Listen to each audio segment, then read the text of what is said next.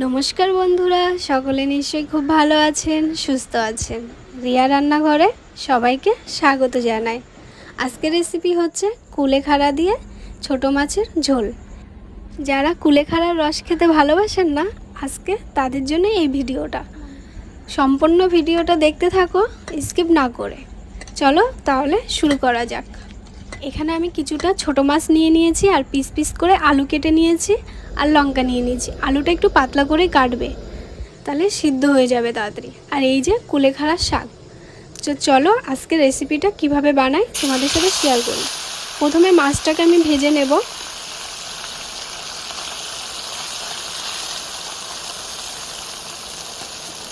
মাছটা আমি একটু লাল লাল করে ভেজে নেব। মাছ আমার ভাজা হয়ে গেছে, এখন আমি উঠিয়ে নিচ্ছি।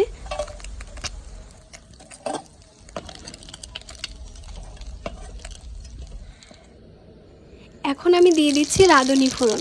রাঁধুনিটা দিলে টেস্টটা আরও সুন্দর আসে, এর জন্য রাঁধুনি দিয়েই করবে।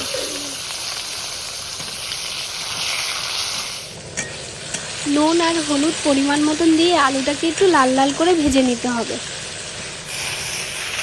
কেটে রাখা কুলেখাড়ার শাকটা দিয়ে ভালো করে একটু নাড়িয়ে চাড়িয়ে নেব। একটু ভাজা ভাজা হয়ে আসলে আমি এখানে জল দিয়ে দেব পরিমাণ মতন। জলটা দিয়ে একটু ভালোভাবে সিদ্ধ হতে দেব। জলটা একটু ফুটে আসলেই ছোট মাছগুলো দিয়ে দেব, দিয়ে আরেকটু ভালো করে ফুটিয়ে নেব। কুলেখাড়ার রেসিপিটা আমার রেডি হয়ে গেছে। দেখতে কত সুন্দর লাগছে, আর খেতেও খুব টেস্ট। তোমরা অবশ্যই বাড়িতে ট্রাই করো, একদম তিতো লাগবে না। যদি ভালো লাগে অবশ্যই একটা লাইক করো, আর পরের ভিডিও দেখতে হলে সাথে থাকো।